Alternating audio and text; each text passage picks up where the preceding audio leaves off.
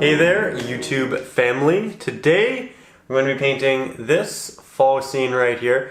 I like this one a lot because it's really quite subtle, unlike me when I hold canvas. But it really isn't this bold, hyper vibrant scene. It's much more relaxed, subdued. It's very much like waking up in the morning, cabin out in the woods, and walking out to this very serene scene. The colors in the sky are still a little bit muted, but they're morning colors and clouds. The waterfall isn't rushing down, it isn't this heavy movement, it's kind of just trickling, and it's a much more relaxed fall scene. I think that both, as you can tell from ones like this, can be incredibly beautiful. So today we're tackling that. As for updates for the near future, I can show you I'm going to be working on a pumpkin patch fairly soon, and I'm going to be working on this. This was actually the second hour-long lesson that I ever tried, but I didn't love how it came out. I knew I could do better, and I just haven't gotten around to doing it in the last 2 years. So I'm going to retry this one for November, so keep your eyes out for that as well. All of that said, as per usual, if you'd like help with the drawing process, you can find a digital sketch of this up over on Patreon. You can get the full hour-long version up over on Patreon, along with all of these others, over 30 others. And as per usual, I'm here to help if you have any questions. So please leave them in the comment section down below, and if you complete the piece, please post it over on the Patreon community page. I'd love to see it.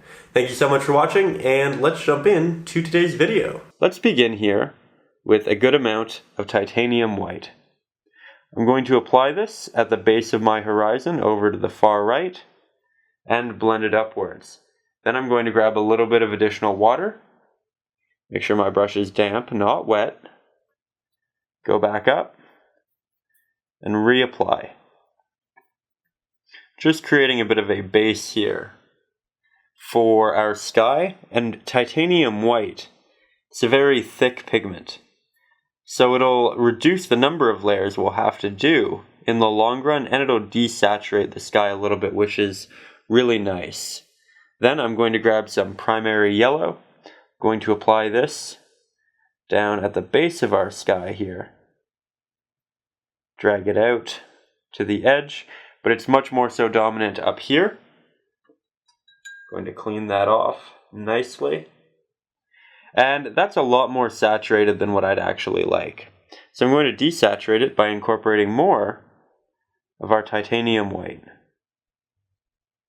Just like so. I'm going to give that about 45 seconds to a minute to dry a little bit, and then we can go back and add in some extra pigments.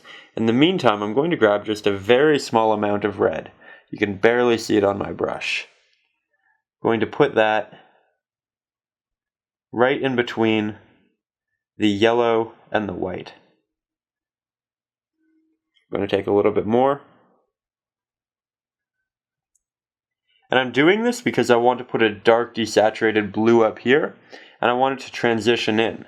But if we were to mix it and blend it with the yellow, we'd get a very vibrant green between the two of them. Then we can take our blue. I'm going to put it right here on my palette. I'm going to grab a little bit of Mars Black. Mix it up like that. Apply it to this top corner. Want it to be a little bit darker, a little bit more desaturated. And then I'm blending it into the pink. Might want to take a little bit more red. Re-interject that in the middle. If you have too much, wipe it off. And then go back.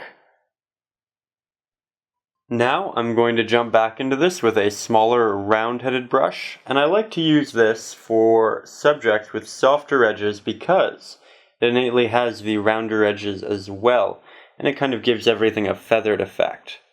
I'm going to begin here by grabbing some primary red, a lot more primary yellow, mixing this up into be nice orange here. Just like that. We'll grab a little bit of titanium white to thicken it and brighten it. Then I'll grab just a pinch of Mars Black to desaturate it a little bit. Now I'm going to begin drawing in some some clouds rather. I'm going to do so predominantly in between the pigments we just rendered. I'm going to make these clouds kind of sprawling across the sky. I'm moving predominantly in circular strokes on the canvas, but I'm also creating these Z-like clouds with those circular strokes. Then I'm going to grab some yellow, mix it just outside of that pigment that we had, grab some titanium white,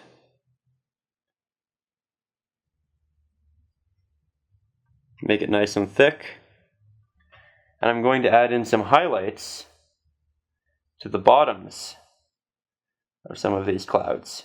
Now I'm going to switch over to my smaller square-headed brush, and I like this brush for rendering things with sharp edges because it innately has the sharp edges that the round-headed brushes don't. So I'm going to begin, as I always do, by just dipping it in water. Then, I'm going to grab some red,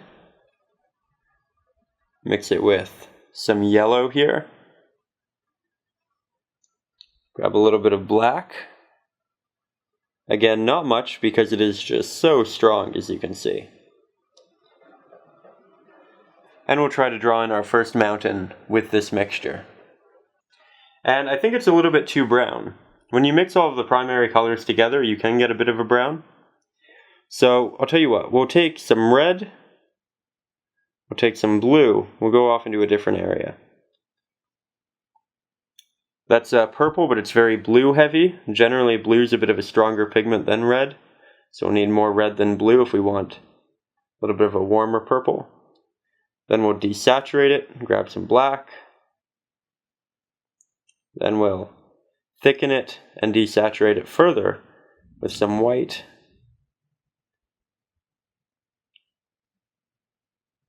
And let's try this.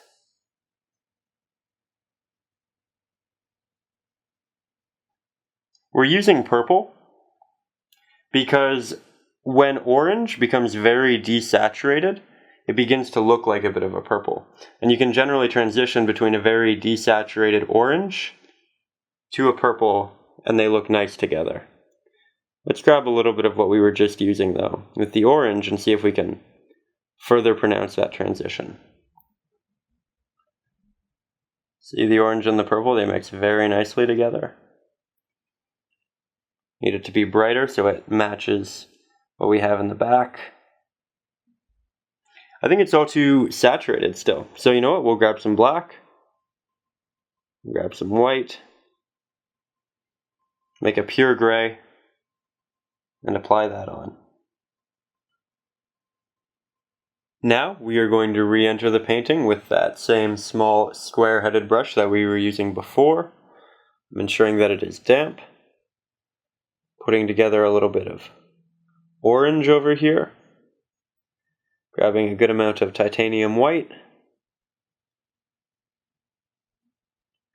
Thickening it, desaturating it. We'll begin to put some details and highlights into the mountain we just created. I'm going to switch over to my old square-headed brush. This is a brush where the bristles leaf off in varying directions, as you can see. And that way when you make a dabbing motion with the brush, you render a litany of implications rather than just one. And the implications generally render something that look like foliage or like a tree.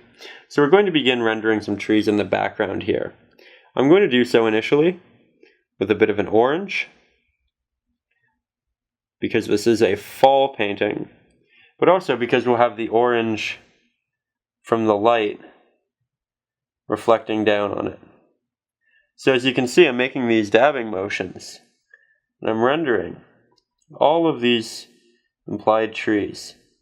In the background, though, you're going to want to employ a little bit of a horizontal stroke, because it'll be so far away that you won't recognize any of the foliage. You'll just recognize clumps and clusters of the trees. Now these trees in the background will also get a bit of a highlight from the golden sky, so we'll take some yellow, mix it with a little bit of orange, but then take a good amount of titanium white to thicken the pigment and to brighten it. Now I can go back over those areas. Add in all of these little highlights.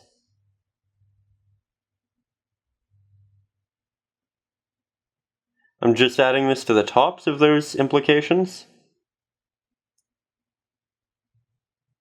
And it'll dissipate over here because we're so far away from the light. I'm going to switch over to my larger square-headed brush because we're going to block in this area.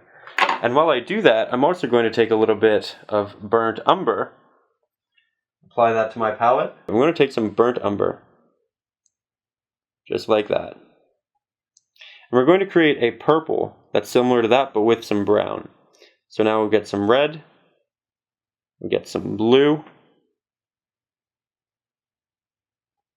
We're trying to create a base, something nice and dark that we can build highlights on top of.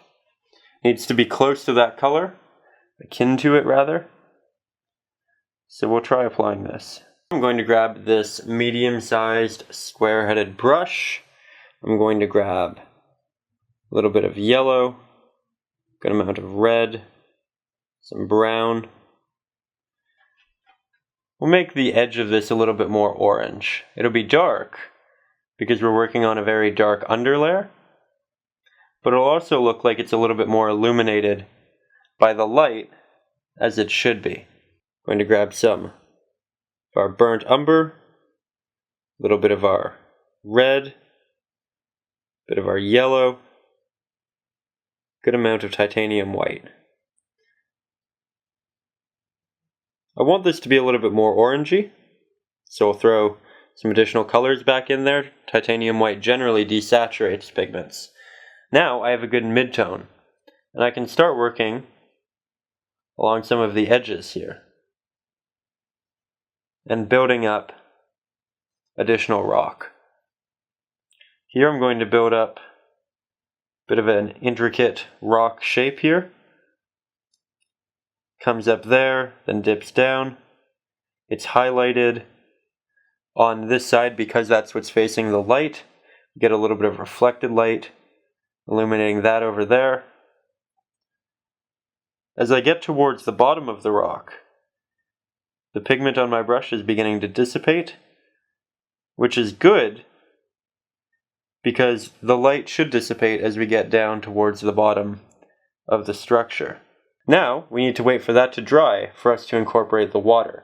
In the meantime, I'm going to go back and fix up some of these trees now that I know how highlighted all of this is going to be. So I'm going to switch over to the old square-headed brush. We're going to mix up an orange like we did previously, a bit of a white for a highlight, and I'm going to reincorporate some of those onto our trees here in the foreground. I'm going to switch over to my smaller square-headed brush. I'm going to get some yellow, some red, more yellow, a little bit of Mars black, and this should make a bit of a green because it's so yellow dominant. Yeah, we get more of an olivey black here. Might not show up that well in camera here. See that? Really nice. And with this, we can draw on some nice subtle little pine trees.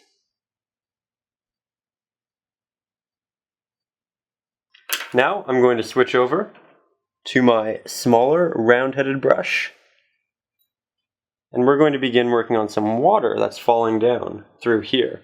I'm going to do so initially with just a pure white. I'm going to make it fairly watery. As you can see, it's almost dripping on the palette.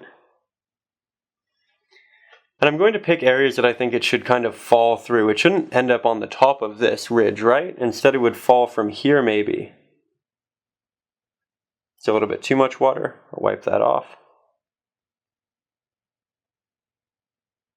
Follow here. Fall down.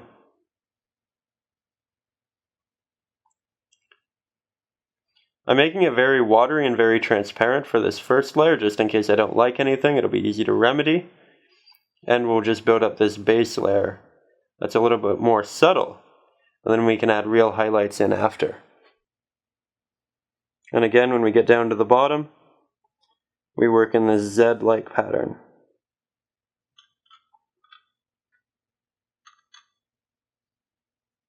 Just connecting different areas where we can. Gives a nice illusion of running water.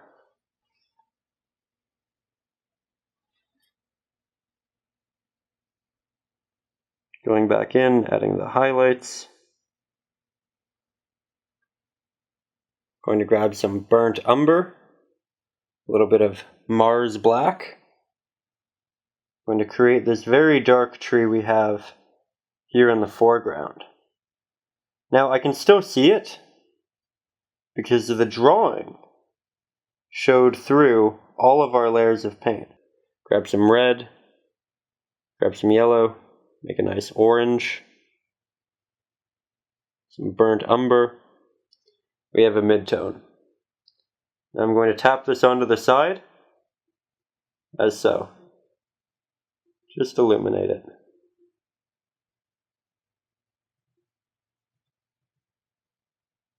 Got a little bit messy there. It's okay, we can fix that up. Grab some titanium white, work that in, and then recontinue the process.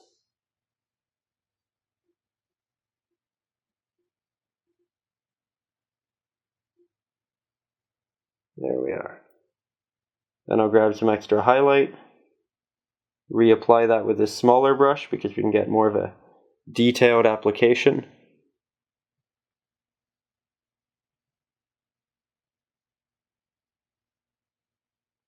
Getting all of that nice bark texture. Here, I'm just going to take that smaller square-headed brush, make it a little bit damp, but more so dry because I need this next application to be fairly thick. I'm going to grab some red, I'm going to grab a good amount of yellow, create a nice thick pigment here. A lot of paint. I'm going to throw in a little bit of orange. Foliage. You don't want to blend it out, otherwise it'll become very transparent. I'm just dabbing this on lightly. Hey there, it's Ryan O'Rourke. I truly hope you enjoyed today's little extra video. It was essentially a cut-up version of one of the many hour-long lessons which we offer over on patreon.com. Over there you'll also find digital sketches of the 10-minute painting lessons, digital sketches of these hour-long painting lessons, and a bunch of reference photos as well. So if any of that interests you, or if you just want to support the channel, go over there and check it out. It is a pleasure to make these long form videos, and I love to share them with all of you. So thank you so much for watching. I will see you next Saturday with a new video, and above all, as always, stay creative.